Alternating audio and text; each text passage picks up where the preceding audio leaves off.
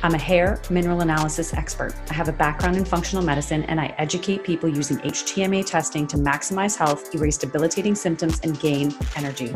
I'm a multi-time kettlebell sport world champion, and I'm constantly searching for high-performance pros from all over the world to bring you this human optimization podcast. My name is Lisa Pitel-Killah. Welcome, everyone, to a brand new episode of the Human Optimization Podcast. And I'm so excited to have here with us again as a second guest, David Alleva. And I did an intro with him with the first time. And now I want to let David introduce himself because there is so much behind the scenes going on with David. So David, tell our viewers and our listeners all about you and what you do. Oh, thank you, Lisa. Thank you for having me here today. And welcome, everyone. Again, like Lisa stated, my name is David Alleva, and I'm basically a medical laboratory scientist that works in the field with people. And my specialty happens to be metabolism. I worked for several years, 15 years in a medical lab. Every time we go to a doctor and the doctors want to find out what's going on inside of us, they always send us to the lab to get blood work. And that was me. I was that guy in that white lab coat looking under the microscope and checking out your blood and reporting everything you might find to your doctor so that the doctors can make informed decisions about your health. I use that as a foundation for nutrition because that was really like my real passion. I was really fascinated early on about how nutrients, can make us healthy, but I really wanted to understand how they interact with our bodies from a medical point of view. So I didn't want to know just what the nutrients were, like say maybe like a nutritionist. I wanted to really understand how they interact with our bodies. So I got my background in nutrition, I got the lab background, and I'm also a personal trainer. So when doctors tell you to eat good and exercise, the other thing they tell you to do is, get your body moving, like do some cardio and stuff. So I specialize in cardiovascular conditioning. And basically, if you ever seen like a Gatorade commercial or where you see an athlete on the treadmill and they're wearing a mask and they got the heart rate monitor on, they're going all out on the treadmill. That's what I did. I performed, it's called the VO2 max on thousands of, clients. And it measures the strength of your heart and lungs and your metabolism during exercise. So the majority of the people I actually test is their resting metabolism. And that's where you're just sitting there comfortably for like 10 minutes. Yes. And I'm measuring your breathing. And it measures the rate at which you're burning through calories. And it also tells me how well your body burns fat. We all want to burn fat. We all want to get rid of that little excess body fat. Absolutely, we do. Right?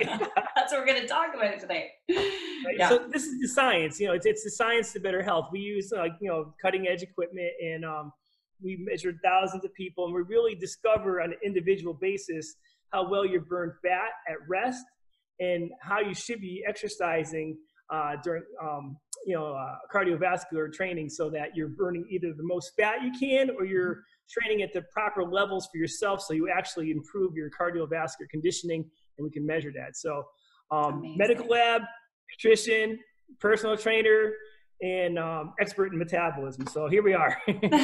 Well, that's amazing. And you know what? That's the whole part and parcel, right? When we're talking about a holistic approach, that's it, because you've got all the pieces together.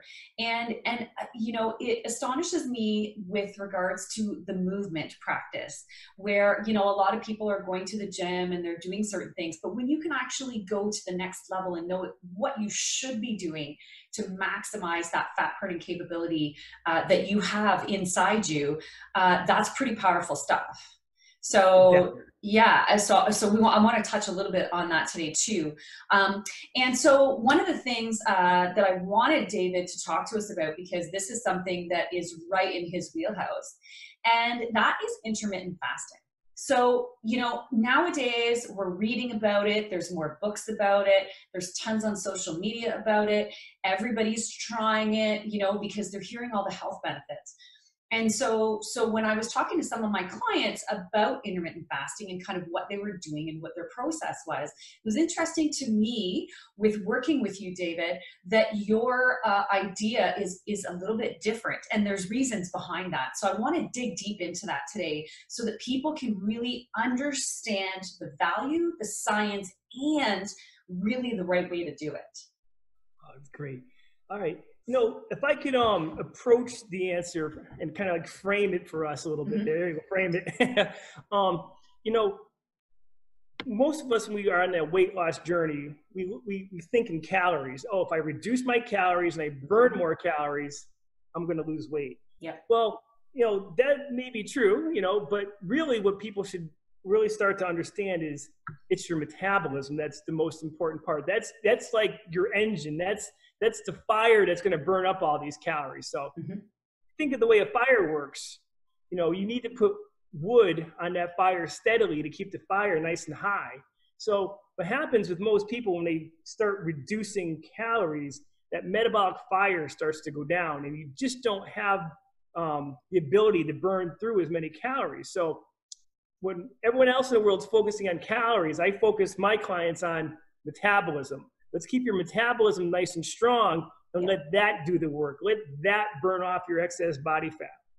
So a place where most people get also hung up is they think they eat clean or they think they eat good. Well, let's talk about that for a second. Okay, well, maybe you're cutting the excess piece of fat off your steak, or maybe you're eating your broccoli and your salad that day, and you're getting some fiber in and you're drinking water, and all that is good, but you really should be doing that anyways. And if anything, it's really just getting more nutrients into your diet and avoiding, let's say, pesticides, and you're trying to eat organic, but it really has very little to do with your metabolism.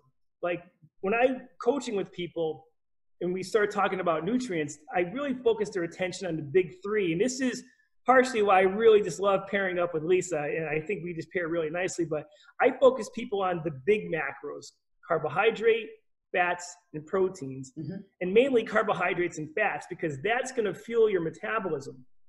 So we talked about, eating good, and you should be doing that. We talked about fuel, like carbs and fat, and you should really focus on your metabolism. But if you really want the big picture, you really got to look at the 24-hour clock and your eating window. And this is where intermittent fasting comes in. If you really want a complete picture of how you really should be feeding your body, you really got to take into consideration the time where you're just not eating. That's 50% of it. That's the other half of the equation. So eating clean, good. Start to focus your consciousness on eating the right mixture of fats and carbs, really fuel your body properly. But then let's look at that amount of time you spend not eating. Now, again, just to kind of really, make people aware of this, like everybody does intermittent fasting. When I say everybody, when you go to bed at night, you're not eating. So you're fasting. You're fasting. So that's the period of time that everybody doesn't eat in their fasting, unless you're waking up in the middle of the night and you're putting stuff in your mouth. Okay. But most people, I hope, don't do that. So everybody does intermittent fasting. Now, what became popular, what's starting to come into mainstream is when you're awake. A lot of people will say, okay, well, if I shorten my eating window to say, let's say 10 o'clock in the morning to like 5 at night, then most people consider that like a form of intermittent fasting, right? So again, they're not eating past a certain time at night. So let's say from 5 o'clock to the time they go to bed, they're not eating. And then a lot of people choose to not eat in the morning. So let's say you wake up at 6 in the morning and decide not to eat till like 10 a.m. Okay, well, there's an extra. That's common. Very, very, very common that I found. Yeah. Yeah, and that's very common. And I think, this is really what mainstream is starting to view when they think of, intermittent fasting. So, being an expert in metabolism, what I'm trying to bring to the forefront, so people can really understand this, I completely believe in intermittent fasting. I use it as a part of my practice when I'm working with clients. However, the big difference is I focus on stopping eating at a certain time at night, whatever time it may be, 7 o'clock, 6, whatever we choose is appropriate for the client. But in the morning, instead of like fasting in the morning, I get people eating as soon as possible, because if you look at the first meal of the day, it's called breakfast. You're breaking your fast, break fast, okay? And, you know, a lot of people consider it like one of the most important meals of the day, but for us, from a metabolic point of view, we want to jumpstart your metabolism as soon as possible. Like, if you remember in the beginning of the conversation, I was saying that your metabolism is very similar to a fire, and you need to keep feeding wood into the fire so your fire gets kind of bigger. Yep. So first thing in the morning, what I recommend is, like, you know, get some water in your body, you know, get things kind of moving around, maybe walk, and maybe sip on your coffee, but you really want to get calories, especially good high quality fuel in your body as soon as possible to really get your metabolism going first thing in the morning, so it stays elevated throughout your day. Like, you don't want to wait until like late in the day and, you know, some like half your day your metabolism is kind of flat. You want to wait, you want to get it going as soon as you can with food and really fuel your metabolism, getting everything going.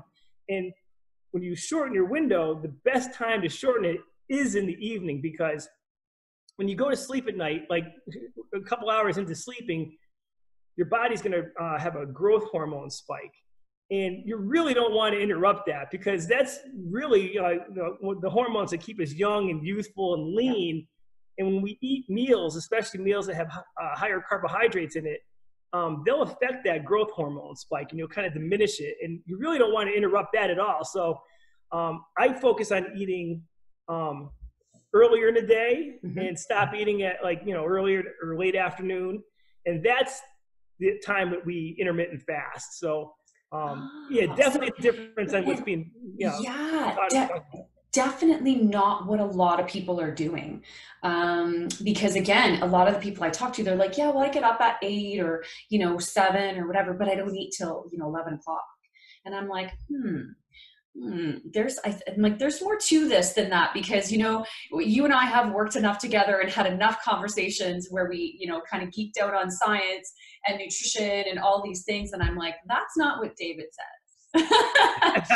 And I mean, you know, so, and I mean, you've worked with so many clients with regards to the practices that you've brought to the table and the science behind it. So, and so the growth hormone is really interesting. I think a lot of our viewers and listeners may not really understand, you know, that process. It's not really part of the of what they think about when they think about intermittent fasting. And I think that's a really, really important factor. So if someone, before we get into the benefits, right? Because there's tons of health benefits, obviously. And so if somebody is practicing intermittent fasting, and I know that, you know, carbohydrates and fats can be a bit tricky for people, right? And carbohydrates can cause some problems, and I do want to touch on that. But what would be, so your last meal of the day kind of thing, whenever that is, whether it's late afternoon, early evening, whatever the case might be, what's kind of your go-to for that last meal of the day, so that you have, you know, the best fast, I guess, throughout the evening and overnight? Yeah, for somebody new getting started, you know, the first time I would pick would be like 7 o'clock. There's studies out there that actually show that for people that eat past 7 o'clock, the incidences of heart attack increase by like 50%. So not even from a weight, I know it's crazy, not even from like your weight, not even talking about your weight, but just the fact of eating later than 7 o'clock increases your risk of heart attack by 50%. That should be an eye opener. Okay, well, okay, there's definitely something not good about eating late at night, you know, so let's at least get you to 7 o'clock, because a lot of the studies are focused on that as being a time where you just don't want to eat past, because you want to give your body time to digest that food before you go to sleep, you know. So like when you're sleeping, you can get into deep rest and really repair and recover your body. So I like to start people off at 7 o'clock. And that really is no food, like no calories, not even like a little raisin or a grape or a Tic Tac. You think it's just something small, but it's still engaging digestion. As soon as you stop eating, you know, your digestion is going to start to break down the food that's already in your stomach, and then it's over. So something like water is fine, but anything with calories, it's like I recommend not having past 7. And that's like a starting point. So if you could start there, there's also studies that show like certain times, like the length of time you're fasting has benefits to it. Like, for example, like I believe like at about 18 hours, if you stop fasting for 18 hours, you get an extra growth hormone benefit, or 24 hours and your gut will start to heal and inflammation starts to go down. So, but I'm not, jumping right into that, because you really should, when you're looking at fasting, you should really look at it like almost like exercise. Like when you exercise, your body needs to recover. You need to be healthy enough to begin with to exercise, and then it takes time for your body to recover. And you should look at fasting with respect, like, as well. You should respect fasting just like you should respect exercise. You need to be healthy enough to do intermittent fasting, and always probably check with your doctors. You always hear that, so it's a good idea. And you don't need to just jump in. Well, okay, well, intermittent fasting. If let's say you're eating at 10 o'clock, all right, I'm gonna start not eating past 4 p.m. I'm like, okay, well, that's great, I love the ambition, but let's make something sustainable. Like, let's try 7 o'clock. Let's see how long you can really sustain that for. And if it, after a couple of weeks or something like that, if it's no big deal, I like to step them down to like 6 o'clock. Yeah. And then 5, and then let's see where they want to go with this, or what kind of goals they have, or what their needs might be. But after let's say stopping eating at 7 o'clock, shortening your window to about 9 to 10 hours of eating and like 14 hours of not eating. That's really a good point they found for keeping your body lean. Like studies show that, like, when you start to have an eating window of about, like I just mentioned, it's easier for your body to stay a little bit leaner. So without really changing up exercise or the amount of food that you're currently eating, they found that it's just easier to have a little bit more muscle mass and keep your body with a little bit leaner, like a little less fat, just not even doing anything different than just shortening your eating window. To 10 9 hours. and a half, 10 hours. Yeah. And yeah, I've definitely heard about that before. That 14 hours was kind of that sweet spot. If you're just practicing, in a general practice, was a good place to start. And then kind of, again, working your way up. It can be a bit scary when you hear people and they're like, oh my goodness, I did, some kind of cleanse, and I didn't eat for 72 hours. And you're just like, oh my gosh, like, I hope you took time at some point to be able to work up to that, because that can be hard on the body if you're not ready to do it. Just like running a marathon with no training, right? You wouldn't do that. So you have to work your way up and get to that point, and then eventually it can have obviously great health benefits. So I want to talk a little bit more about some of the health benefits just with regards to fasting in general. And I think part of it, you already talked about, just the gut healing, giving the body a break. Like, the body when you're sleeping does so much work.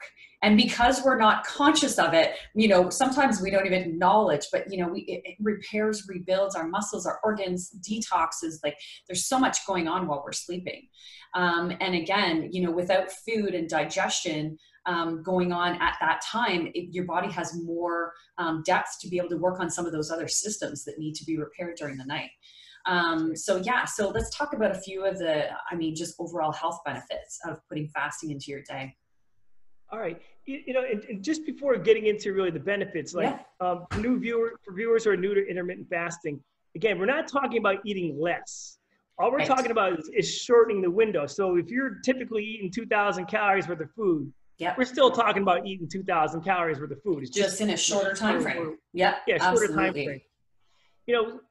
So benefits, most of the clients I work with are trying to lose weight, body fat, and they've tried other programs and weren't successful. And they really found success, focusing on their metabolism. And one of the things I really teach is that you're really trying to get your body into a deep fat burning state. And one of the ways to do that is obviously stop eating. Your body will naturally shift towards burning more fat.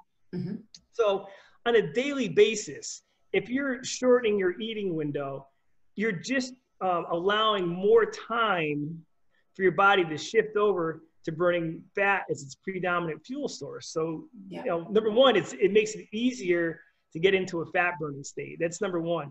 Detoxification. Now, just like Lisa mentioned, like a lot of people like to do like 1 day or 2 day or even longer periods of not eating just for the detoxification of their body, So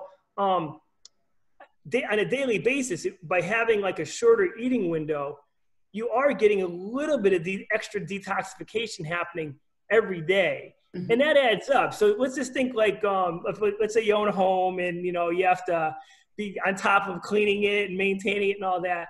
And you're like, wow, it can be kind of overwhelming. There's just a lot of areas and rooms to clean and whatever. You cut the grass and all that. So, but if you do a little bit each day, a little bit of house cleaning, you know, it gets done. And that's the same with like, one of the main benefits of being consistently intermittently fasting on a daily basis.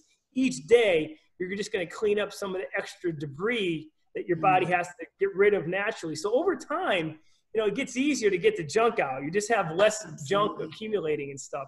So getting your body into a deeper fat burning state becomes easier. Getting rid of the toxins from your body on a daily basis so they don't accumulate, it becomes easier. And then over time, your organs actually can function better. Let's say like your liver and your kidneys, you know, they, even your skin too, like they really, you know, have a heavy workload. You know, they like the liver does so many incredible things, you know. Yeah. You know, a little tangent here, but you know, a lot of people think if the human body was a car, what would the engine be? You know, at first, a lot of people jump right, oh, it's the heart. You know, the heart's the engine, you know, but reality, and, you know, a better analogy would be the liver. The liver just does so much metabolic work. That would be more like the engine is to a car. So, so if your body has to, especially your liver, if your liver has to spend all this energy detoxifying junk that you've accumulated from putting in your mouth and toxins in the air, the water, the food we eat, it can't really do all the miraculous other things that it was meant to do for us. So exactly. Just by, you know, getting intermittent fasting happening on a regular basis and getting rid of the accumulated junk in our system, the organs get a chance to function like they were meant to, and just, you know, keep us healthy and regenerate, especially the liver. So better organ function. Let's see, growth hormone, one we mentioned a little bit earlier, you know, like when I talk about metabolism, it's like, again, I'm really talking about two fuels, carbohydrate and fat. Now, if you think of your body's hormone response, every time we put carbohydrates in our mouth, even if it's like as healthy as you can get, like oatmeal, fruit, or whatever, it still turns into sugar. And your body responds by putting out insulin. And it's insulin's job to bring the blood sugar in your blood down so that your cells can burn it up. You know, so there's insulin and sugar and carbohydrates. Now, growth hormone. Now, I really try to, you know, develop a person's understanding of metabolism and hormones and how all these things work together. And eventually you end up at the conversation of insulin and growth hormone. So let's say those two are like yin and yang. Like when we're young, our bodies produce lots of growth hormone, you know, because we're growing, we're trying to grow. Yeah, you know? absolutely. You know, as we get older, if this is like a curve on a graph, you know, like that growth hormone is nice and high when we're young, but it starts to like flatten out as we get older, right? And it's usually like in our 30s and 40s where we're really slowing down the amount of growth hormone our body puts out. So if we want the benefits of the growth hormone on our tissues and our cells and all that, you really don't want to, like the first thing you don't want to do is interrupt it at night, you know? So like, you know, so again, like, you know, by fasting, you know, and there's no food in your system to interrupt that, you're going to have higher growth hormone levels. And that's just going to keep you younger and youthful longer, you know? So. And who doesn't want that? Right? You know? Right? You know? So yeah, just, you know, a little recap, you know, we talked about, you know, intermittent fasting to help us, you know, get into a deeper fat burning state. We mentioned how it'll help you detox a little bit each day so your organs can start to function better. When your organs function better, you're functioning better. Yeah. And even, like I said, like is by intermittent fasting and not interrupting that growth hormone spike, you know, we keep more growth hormone in our system going to our cells and tissues so that you're on a cellular level now, you're more youthful. So healthy cells, healthy organs, healthy body. So absolutely. You know, these are just, you know, just a few without really digging deeper into each topic, but like intermittent fasting for me is a lifestyle now. I'm going to be honest, like I worked for decades now, coaching people and helping them make healthier choices so they burn more fat.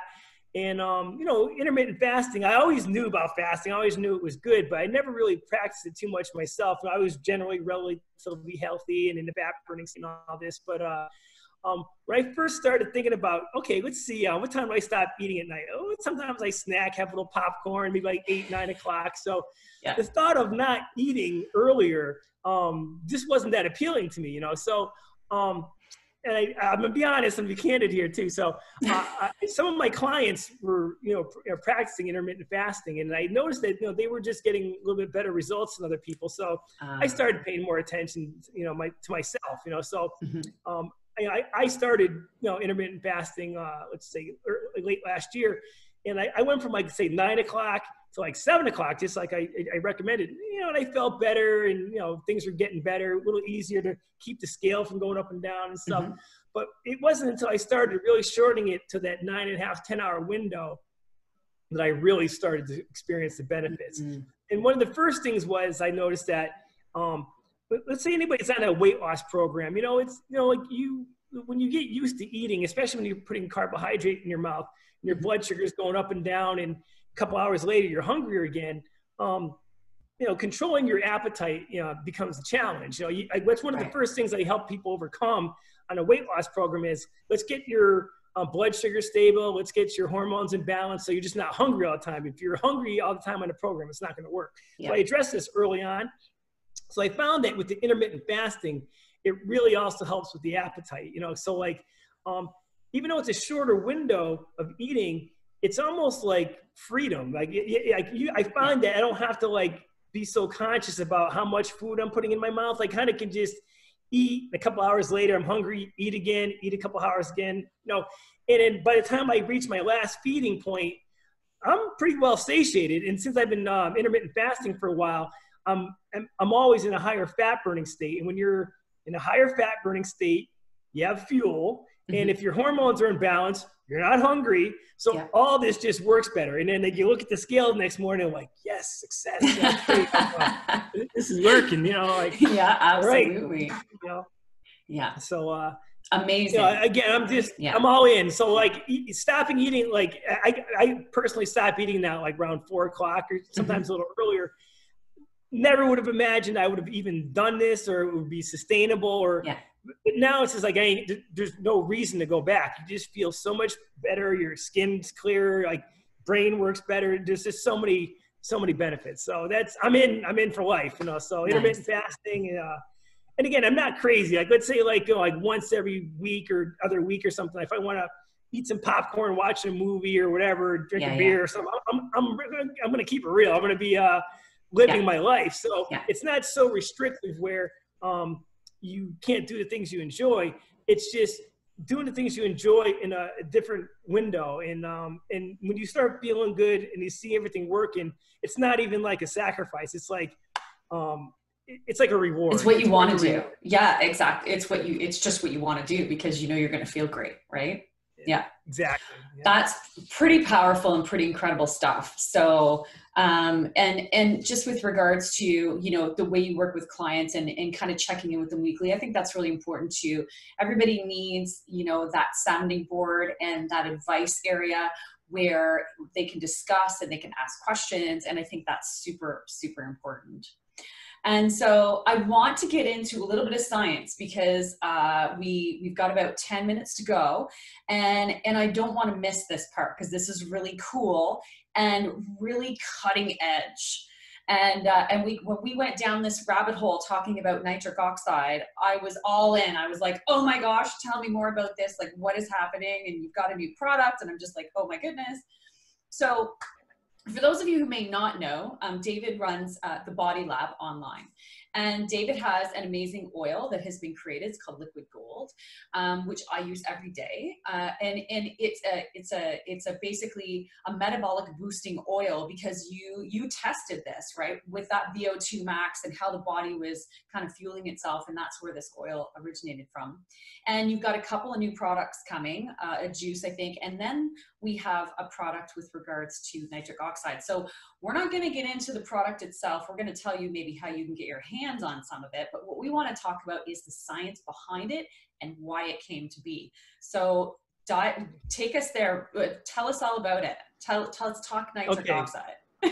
All right. This is something I'm extremely excited about, because like it's 2020. All right. Science, you know, we've gotten pretty far, you know, when it comes to nutrition, you know, and I'm always a forever student. So being a scientist, you know, I'm trained to do the research. You know, like a lot of listeners out there, you know, like when you see something on the internet, you don't know if it's good information or bad information, you know? So like in my training, I was trained, you know, to go back to the medical journals, making sure that what I'm reading is coming from peer reviewed, by other like doctors and scientists. So the information we get is more accurate. Let's just say it like that.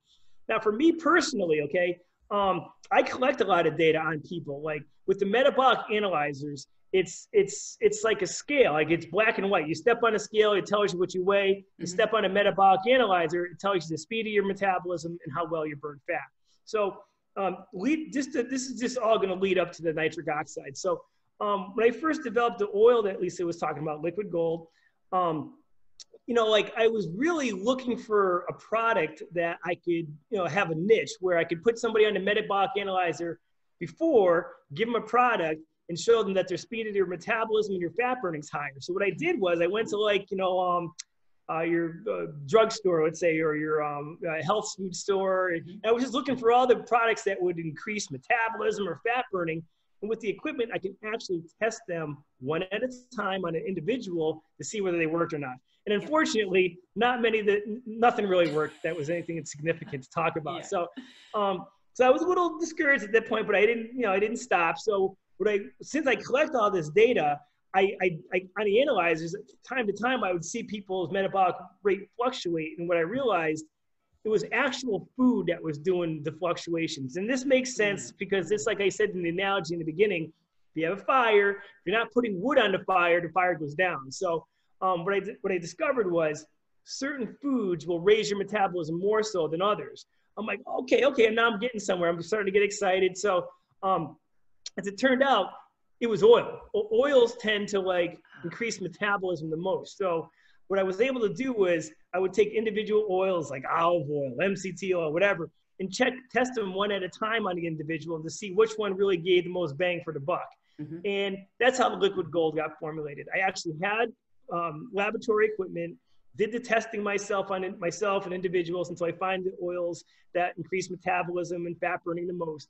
And that's how the Liquid Gold was formed. Now in a different way, I was able to do something similar.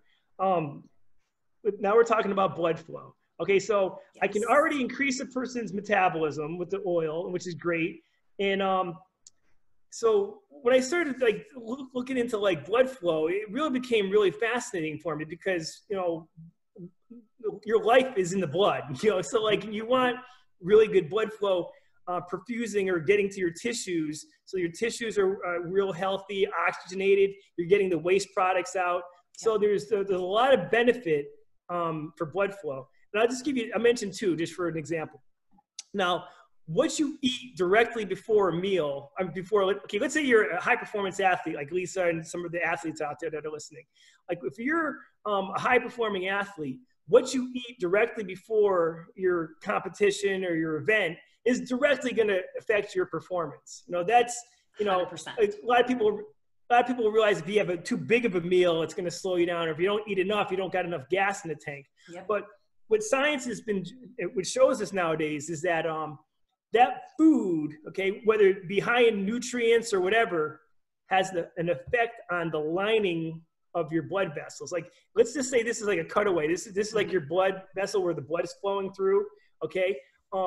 That meal, okay, it's going to have an effect on the size or diameter of your blood vessel. It's either going to, it's supposed to dilate it so more blood can travel through and get to the tissues. But even though a food's edible or may taste good or have a lot of nutrients in it, it'll have a different effect on that endothelium. It's either going to contract it or dilate it. So if you are an athlete and you want to perform at your best, you want good blood flow. You don't want anything contracting your blood vessels. On a daily basis, without even being aware of it, we're constantly contracting our blood vessels. There's not a lot of different foods out there that'll dilate your blood vessels the way they're supposed to. All right. So now being in the lab, you know, and being aware of all this and starting to learn more and more about this, I discovered that you can actually get a simple, inexpensive test to test your saliva. A little, like every do like at least ever check your ketones or your pH of your urine. Yeah, you can get these little test strips, put in your mouth to get them wet, a little bit of saliva. And if they change color, it'll indicate the amount of blood flow or actually how much nitric oxide you have in your system. So higher nitric oxide levels is good because the nitric oxide dilates the blood vessels. Right? So what I did was, you know, there's products out there that claim that, you know, increase blood flow and you can buy them. And, you know, some of them. And you see products that say increase nitric oxide production, pre-workout, like there's all kinds of stuff. Yeah. Whether they work, I mean, that's a different story, but. Exactly. Like in the bodybuilding communities, there's like been products out for a while, and now in mainstream, there's like certain like foods or powders you can buy and make drinks out of. But you can actually get these inexpensive test strips and see whether they're working on you or not, you know? So now here's me, I'm into metabolism and I'm thinking I'm healthy and I'm all this. And I started testing myself and I'm expecting good blood flow. I'm like, wait a second, that doesn't look good. Wait, what? I'm like, defeated. I'm like, this can't be right. Like I would test, you know, day after day just to be sure. And I'm like, I was shocked. Okay. So I'm like, okay, I'm a forever student. I'm here to learn. Okay. So I don't have good blood flow. So naturally I went out and bought some of these products and, you know, and I noticed that some of them give you a little bit of blood flow. Like you could see the indicator turn color a little bit. I'm like, all right, you know, that's something, you know, but I want, you know, you want optimal levels, right? That's it. Like if you're an athlete or let's just say you're somebody with a medical condition like heart disease, that's the #1 killer. And again, we mentioned earlier, people who eat past 7 o'clock have a 50% increase in getting or chance of getting a heart attack. So a lot of times right after a meal, people will get a heart attack. And that's because, again, that meal, and if they already have heart issues and they already have blockages in the artery, and now that meal you just ate constricted your blood vessel, they're in trouble. So like a lot of times doctors tell you to eat greens. Okay. So that's what I did. I went out to the grocery store and I bought all these greens and powders and all this stuff. And I kept testing all these different foods to see which would increase blood flow the most. Good news, bad news. The good news is there are products out there that will get you to optimal levels. The bad news is it was like a mountain of food and nobody, and no one can consume in one sitting. Yeah. It's not going to do it. You know? You may last for a few days like I did and I'm like, nah, I can't do this anymore. This is like crazy, you know? So, what I did was I just started getting these foods in like organic natural powders in a dehydrated form, like you know, done at cold temperatures where the food product is still intact, like the enzymes and all the life-giving nutrients and elements that are in the foods. So what I did was all these foods that I found that do give you high blood flow, I tried to find like a powder that I could, you know, get that's condensed and that I could, you know, make, you know, I could find out which ones will actually work and, you know, put them into like a form where people can be able to, conveniently be able to consume these powders and get the maximum blood flow like they're looking for. So long story short, I was able to do that. So amazing. I ended up creating these products where I can give you the test strip ahead of time, check your blood flow, consume the product. And again, you can see your blood flow go up in like a couple hours. Well, it'll go up almost immediately, but then it'll stay elevated for a couple hours. So now it's science. So now we can increase your metabolism. We can increase your blood flow. So I wasn't done yet with this product. So once I got your blood to flow very, you know, like it should, the next thing to do is to pack it full of nutrients. So again, this is where like Lisa really excels at, So what I chose is you really should be getting most of your nutrition from food, and then supplement when you can. That's how I live my life. Eat food. I don't know if you can see it back there in the corner there. I got a whole stack of supplements on the shelf there. So I'm definitely a supplement person. So what I did was in this powder, I look for some of the most nutrient dense foods on the planet. Think about it. I increase your metabolic rate, open up your blood vessels, and I get the most amount of nutrition just flying into your body, into your tissues. And then with Lisa right behind you to really test, to really make sure you're getting the right amount and everything, fine tune it. Get the extra, extra fine tunes for sure. I mean, it's incredible holistic approach with regards to that. And I mean, really, so, just wrapping up with blood flow, in my mind, right, in the functional medicine world, when I'm thinking about that, I'm always thinking about detoxification, right? Because if everything's open and moving and what have you, then the detoxification properties and capabilities of your body and how that might change, I think are going to be directly affected. And that's really exciting. Right. Yeah. From like two geeks like us, this is like you're really getting this like going. We have to talk about this on a podcast because this is just too good. So I mean, so if anybody has questions about intermittent fasting, even working with David, send a message. I'll have a link in the bio here. I'll also have a description on your favorite podcast host. So take a look at that. It'll have David's contact information.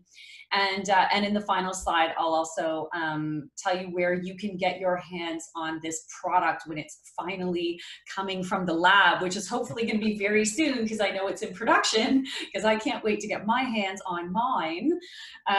So thank you so much, David. It's always such a pleasure to hear about all the science and to talk science with you and to educate people just with regards to best practices and how they can help use these things to increase health. Well, thank you, Lisa. It's my pleasure being here, and I just love sharing everything I've learned, with people and everyone. So thank you for having me today. Absolutely.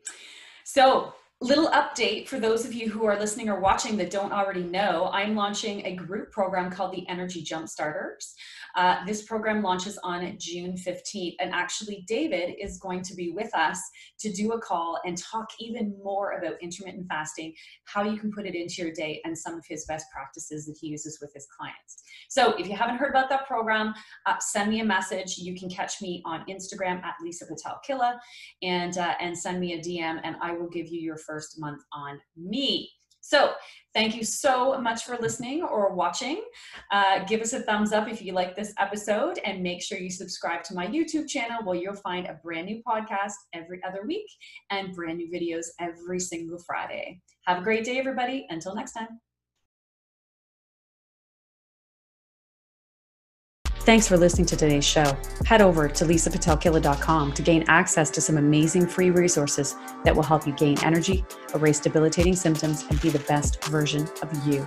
Remember to give this podcast a like and follow me on social media at Lisa Pitel-Killah. I'm here every 2 weeks with a brand new episode of the Human Optimization Podcast. Until next time.